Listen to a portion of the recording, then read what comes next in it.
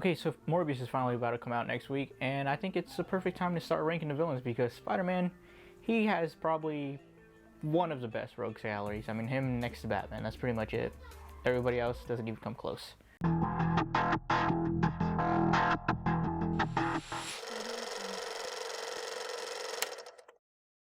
So for this video, I'm only going to rank 14 of the live-action Spider-Man villains, and I'm not going to include like Shriek or Riot from like the Venom movies because honestly those characters sucked anyways, and I really have no interest in reviewing them. Those would be at the bottom if I'm being honest, even lower than Rhino probably, because they didn't do anything for me. So that's it for me. So I'm gonna rank these villains based on their appearance, based on how much of a threat they were to Spider-Man, and just how much the actors were having fun with the role, because it's always fun to see the actors have a good time. And really, I think these Spider-Man movies, they really showed how much of a good time they can have. So at the bottom of the list, I'm gonna start with Rhino. Number 14 is gonna be Rhino. He didn't really do anything. Paul Giamatti, I like Paul Giamatti and I actually liked him as Rhino, but from what we saw, every time he was on screen, Spider-Man was putting other people in danger. You know, he was cracking jokes, and anytime he could have stopped them and like saved lives, he decided to make fun and let a bunch of people die, which to me just is very irresponsible. The design of the costume itself, I actually didn't mind. You know, I understand they wanted to do something more modern and give it more ability, because really it's just a big guy in a like rhinoceros suit with a horn. Like, how much can he do to Spider-Man? So I understand like they put the rockets and all the mechanical stuff. That to me didn't bother me, but it's just the character himself. We didn't get enough time with him, and the time we did get with him, Spider-Man was making a fool out of himself. So I'll put Rhino all the way at the bottom. Number 13 will actually be Green Goblin from The Amazing Spider-Man 2. Now, Dane DeHaan, he's a really good actor. I like him in Chronicle, but I think he was always so sad. He always just seemed so depressed. There was nothing interesting about him. I think James Franco did a better job, to be honest. I think he had more fun with the role. And Dane DeHaan, he was just, he was very bland. And then the design as well. I remember going to the movie theaters. I was watching it with my dad, and as soon as Dane DeHaan came as the Green Goblin, I just like looked at him and like we started laughing, because that is a pretty bad design. It is so bland. There's nothing nice about it. It's a little embarrassing, if I'm being honest. All right, number 12, I'm gonna go with Venom from Spider-Man 3. And I actually really like Spider-Man 3. I know a lot of people hate it, saying it's like the worst movie of all time. I actually don't think it's that bad. I think it has, there's some stuff in there that I actually really love with flaws, and one of those flaws is actually Venom.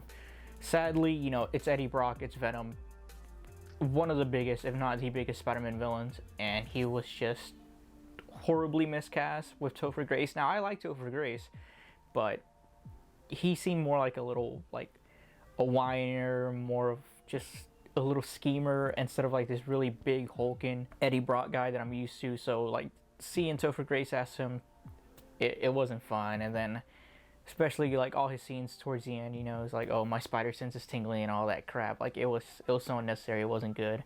The costume itself, I actually really liked. The costume looked pretty good.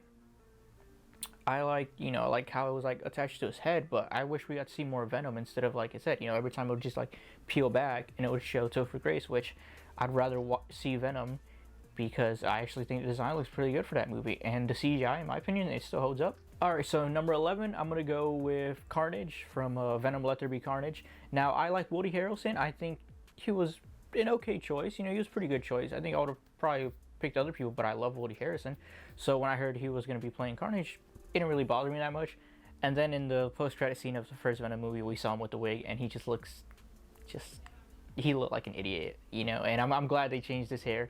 But even that, like the movie, it came out, I was hoping we were going to get something more serious. You know, I was hoping Andy Serkis was going to deliver something, you know, a more serious movie than the previous one. And he just, it was just a mess. If we're being honest, Venom was barely in the movie. He really only has one action scene towards the end of the movie, which is really sad. Carnage has like, what, 2-3 action scenes. They're all boring. I mean, it's Carnage. We have been waiting for Carnage for the longest time, and this is the movie you give us? Like, no. If this was based on expectations, Carnage would be at the bottom, because everybody had their expectations so high to see Carnage finally put on the big screen, and this is what we got? No. No. Carnage, number 11, and that's me being in a good mood. And number 10 would actually be Venom from Venom. One thing's for sure is I'm not a big fan of the comedy. I love Tom Hardy as Venom. I think that was a perfect choice when it came to casting Eddie Brock. The biggest downfall is he's in his own universe. He doesn't have the symbol on his chest. The movie was more comedic than serious, and I like having fun. I like having comedy in my movies, but a Venom movie, I was really hoping they were going to take it more serious. I was really hoping it was going to be rated R. I don't need it to be rated R, but based on what we got, the action was just boring. Venom, I didn't really find him that funny. I mean, he had a few funny jokes, but I was really there hoping we would get more like of a serious, really a kind of like in the head of Eddie Brock kind of movie. And the character we got, it wasn't for me. I don't think it was horrible, but it's not the type of Venom I wanted to see, not the type of story I wanted to see. Coming in at number 9 would probably be the most, I want to say, like boring and forgettable villain, which is really sad, and that would be the Lizard from The Amazing Spider-Man. Now, I think the biggest problem with the Lizard is the design. I do not like his face. People have made jokes about what he looks like, so I don't even have to say anything. But I think he looks horrible. Like the body and everything else, the tail, it all looks fine. But his face, it's just so laughable. I can't take it serious. Another problem is, you really only get one good action scene, which I would say is a really good action scene in the school. But the scene in the sewer, in my opinion, was cut too short. It was pretty boring. It was pretty bland. And then the final battle was probably the most boring one. I mean, the top of a building, what's new there? I don't find anything cool about that. And I like how he wore, his lab coat for like one scene. I thought that was really cool. I wish he kept it on more. Other than that, the design wasn't too bad. The CGI still holds up. And that action scene, again, in school was actually really fun. I love the Lizard interacting with Spider-Man. I thought it was a good mixture of each of their abilities. But you really don't get much of it because most of the movie is Spider-Man's origin story. And that's the bad part about the Lizard, is that he kind of got stuck in an origin story that we already saw before. So to me, his character was kind of ruined by the movie itself. And of course, we got to see more of him in Spider-Man No Way Home, which I'm very thankful. But even then, like, the CGI was actually kind of worse. And he didn't really do much. But I still enjoyed seeing him. I was still happy he was there. I always wanted to see more of the Lizard, a different, version of him that looks completely different. But for what we got, wasn't too bad. Just wish his face was better. Other than that, I can't really say much. He was kind of boring. Number 8 would actually be the Shocker from Spider-Man Homecoming, or the Shockers. There's 2 Shockers. Really, I mean, it doesn't matter. I like design. I like his ability. His action scenes were fine. I just wish he wore a mask. There were set photos that were released before the movie came out of him in a mask, and I was so excited to see him because I always like seeing like the smaller villains being, in a way, like being shown in the movie. Even if they're not the main villain, I always like having like a secondary villain who's still pretty popular with like a really cool costume design. And they gave us the villain, but they didn't really give us a costume design. And he only had like one gauntlet. I wish he had both of them. I hope we get to see more of him. And hopefully whenever, they make another Spider-Man movie, he's there again. I don't mind him being like a secondary villain, but I really hope we get to see like more of his abilities. I hope his powers are enhanced, and I hope he wears the mask. Like, why not? Just give him the mask. Just have fun with it. Why not? Other than that, I really have no complaints towards him. I think, the actors did a good job with him. He played his part. He gave us exactly what I was hoping for, and I can't complain about that. It's just really the costume itself. Coming in at number 7 is the New Goblin. James Franco's Harry Osborn from Spider-Man 3. Now, when I was young, I absolutely loved this design. I had the toy, and I would not stop playing with it. I would play with it more than I would play with any other toy, more even the Spider-Man toys that I had. I love the New Goblin. I love the design. To me, it looks so cool. It looks sleek, like a snowboarder. But as I got older, I understand why a lot of people didn't like it, because it wasn't comic accurate. It was really to appeal to younger audiences, which it did successfully because I loved it when I was younger. Watching it now, it doesn't bother me because, like, nostalgia. I just remember having such a good time with the costume. But I can understand why a lot of people were saying, like, oh, this isn't the Green Goblin. What is this? But other than that, I really like James Franco, and I really like his story. Like, this, he was the villain, from Spider-Man 3, from Spider-Man 1 all the way into Spider-Man 3. No, it was all a build-up, you know. I mean, he was friends with Peter Parker, then he hated Spider-Man, then by part 2, you know, he wanted to kill Spider-Man, then he found out that Spider-Man and Peter Parker were the same person. So then by part 3, you know, it was all a build-up. You know, he was supposed to be the main villain, but, you know, obviously that movie got crowded with so many villains. But I think the character was really enjoyable. The actor, you know, James Franco, I enjoyed watching him. And the costume itself. And I think he had a good finale, you know, just like dying to save Peter Parker's life. I think that was a good way to end it. Number 6 would actually be Electro. Now, Electro would actually be more, you know, in the bottom towards this list if it wasn't for No Way Home. The Amazing Spider-Man 2, I like the idea of having Jamie Foxx. I knew Jamie Foxx, he was having a really good time with it. He had a lot of fun playing the character. The design was pretty goofy. I mean, especially when, you know, he was fixing his teeth. And he just looks funny in some pictures, just all blue. I love the score. This, if I'm being honest, out of all the Spider-Man villains, this is probably the best score. Some people didn't like it when it first came out. They were like, oh, Hans Zimmer, like, what the hell were you thinking?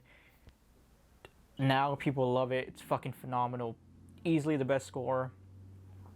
And his abilities were really fun to watch. I mean, like, visually, you really enjoy seeing him fight Spider-Man. And then I think in No Way Home, he was really, like, improved. Now, of course, a lot of it was retcon. You know, he got his body back. He was yellow. His character completely changed. But you know what? I think we all forgave that. We all said, you know what? That's fine, because really nobody enjoyed what his character was in The Amazing Spider-Man 2. And he would have probably been higher on this list if it wasn't for The Amazing Spider-Man 2, because that kind of brought him down. It kind of was like, okay, so that was his main movie. He didn't really do a good job there. But in Spider-Man No Way Home, he was really, you know, enhanced. And I wish we got more of the score, because that, like, 2-second scene of him with the music playing wasn't enough for me. I wish we got a lot more. But I would say Jamie Foxx's Electro, really solid villain. I hope we get to see more of him. I know the ending of No Way Home kind of had him, like, friends with Spider-Man, but I hope there's, like, another reason why they would fight, because I always liked Electro. I like the design, and I'm glad, you know, that's the new design you're going with. And I just really like, you know, how powerful he is, and visually it's always fun to see him. So, alright, now we're down to the top 5, and for number 5, I think I would go with Mysterio from Spider-Man Far From Home. And this, to me, was probably my most requested villain of all time. I've always loved Mysterio. I loved his design. I know it's like a fishbowl, but there's something about it that I absolutely love. And I love his, like, abilities. And as soon as I heard that Mysterio was going to be the villain, and as soon as I heard that Jake Gyllenhaal was going to play him, which is possibly one of the best actors working right now, I was extremely excited. I couldn't wait to see him. And then I was really hoping, it's like, oh, I hope they don't change his design. I hope they keep the fishbowl head. And then from the trailers, I was like, yes, finally he keeps the fishbowl head. To me, there's something fun, goofy about that costume, but I absolutely love it. And in the movie, for like the first half of the movie, we all knew he was going to be the bad guy, and he was playing the good guy. So to me, it wasn't a surprise when I saw him, you know, being a bad guy. I guess to people who don't know him, that could have been a surprise, but to me it wasn't. I kind of liked how that's what they were going for, but it's kind of hard to keep that a secret. Then you got, like, you know, we all know that one badass scene where he is just kicking the crap out of Spider-Man with all these, like, beautiful visuals. I thought, okay, the CGI was a little too much, and I think sometimes Jake Gyllenhaal overacted. There was a few times where he was, like, streaming and he was just playing a little too of the, like, insane type, and most of the time that's fun, but I think there were a few times where he was like, okay, you know, like, you can take it down a notch and it'll be a lot better. But for the most part, I had a blast just watching him. You know, I wish the movie was really good, but I wish we got more scenes of Mysterio. And I hope he's not dead. I hope they didn't, like, go with that and just said, okay, he's finally dead. I hope he shows up for more, because I would love to see more scenes of that. That scene, halfway through the movie, was phenomenal. One of the best action scenes, you know, easily, like, top 5 for sure of, like, all Spider-Man movies. And I don't think we got enough of it. I don't think we got enough of Mysterio. I'd love to see more. Jake Gyllenhaal, great actor. I just hope he becomes a little more serious. And even like the final battle was actually really fun. I had a really good time with it. It's like seeing the drones. I wish we got, again, more of the whole Mysterio sequences, but for what we got, it was phenomenal, and I hope we get to see more. Coming in at number 4, and this is, again, very biased, because I just remember having a blast seeing this movie at the movie theaters, and I always loved his story. I'd pick Sandman. Now, a lot of people saying, like, Sandman, he was kind of like the one that didn't really need to be included. You know, you could take him off, and maybe you can do something with, like, the symbiote. But from what we got, like, Thomas Hayden Church, I think he absolutely killed it as Sandman. Like, his story about him just trying to find money for his daughter. And, okay, so the retcon was kind of sucked about how he killed Uncle Ben. But, you know, I can forgive that because I actually really like the story. And I always prefer a more mature story over, like, a goofy, ridiculous story. That, to me, just, it isn't fun.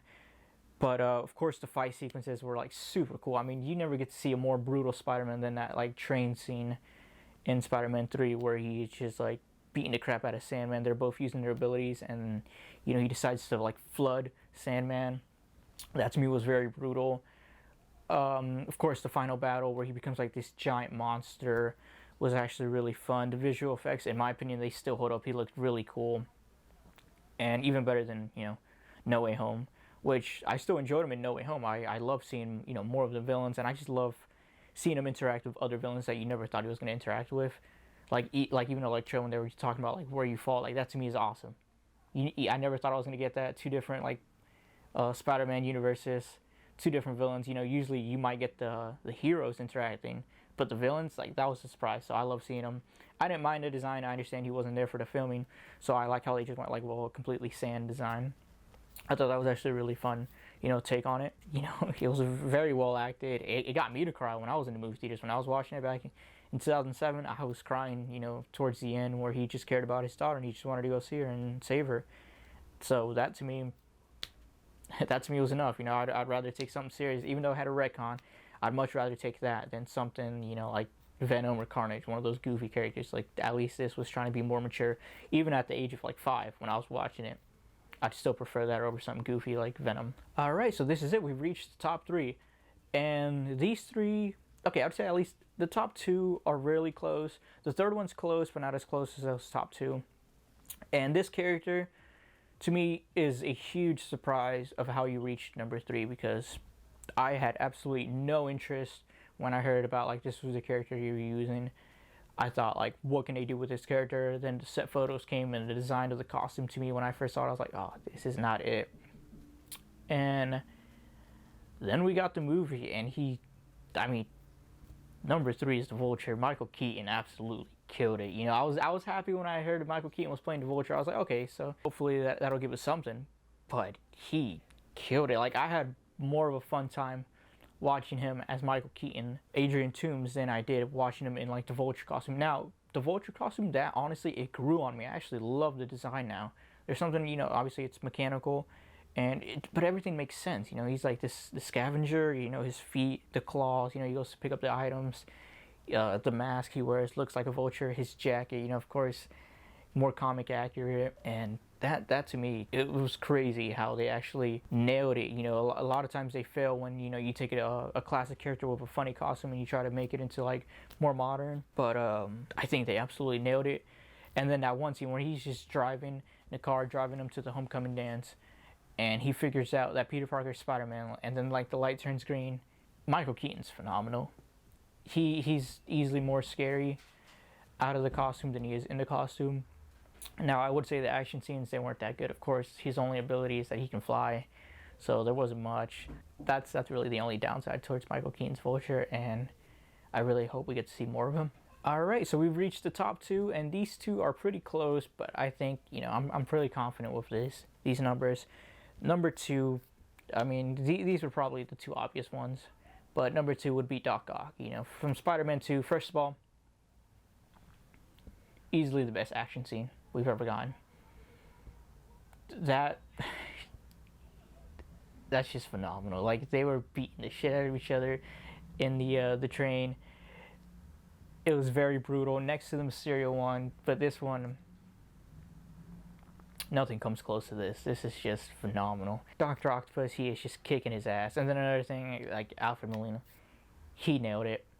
There's nothing more to say. He nailed it. And seeing him again in No Way Home was just a blessing. We got to see another badass action scene, more characterization, just more of like our childhoods, and I really don't know what more to say. You know, the design, badass, ripped right out of the comic books. I was never interested in Doctor Octopus. You know, I always thought his design was kind of goofy to me. It wasn't that cool. I always prefer some more of like a mask. You don't need a mask. That was just perfect villain, perfect story. You know, he's his mentor, and then he gets messed up in the head, and then he won't die a monster, brilliant but lazy. There's just too many good scenes, and then, you know, of course, the Butterfingers is always a really fun scene to watch. But finally, coming in at my number 1 is Green Goblin. Norman Osborn, Willem Dafoe. Perfect casting, perfect villain. I still love the costume. I know people don't like it, and even that, like, because people didn't like it, they fixed it in No Way Home to where, like, he lost the helmet and it's all more rugged, and he's got the hoodie. Absolutely love that. Love this costume from the start. Action scenes, very brutal, especially towards the end of Spider-Man 1. Phenomenal. Another action scene, very brutal. No Way Home, absolutely stole the show. There's just too many memes to make out of him.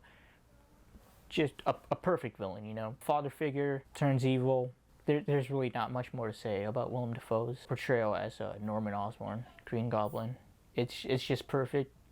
You've seen the movies by now. I don't have to tell you anything. His one-liners, absolutely amazing. His face, the smiles he makes in the first Spider-Man and No Way Home, it's just perfect. There's not much more to say. And that was my ranking video of all the Spider-Man villains. And of course, I do plan, you know, to update this video once we get more villains, because Spider-Man, he's always gonna have like the best villains. You know, we're gonna have a Kraven Hunter movie, we're gonna have a Morbius movie, which, from what I've heard, Morbius is actually gonna be in its own universe, and all that like crap that they were putting in Spider-Man was just bait, which is complete bullshit. Sony like fixed that. Either way, I hope it's still good. I always want my movies to be good. I always want to enjoy watching movies, of course. I will definitely, you know, update this video, and then I might add like maybe Shriek, Riot, why not, and then add some of the, you know, animated characters from Into the Spider-Verse. By that time, it'll probably be Across the Spider-Verse as well, see those villains, and I'll just make you know, a bigger list down the road, you know, because I would love to like look back at this and see what like characters I've like changed my mind on, which ones I've maybe, you know, liked even more, which ones I started to realize more of their flaws. But other than that, yeah, thanks for watching.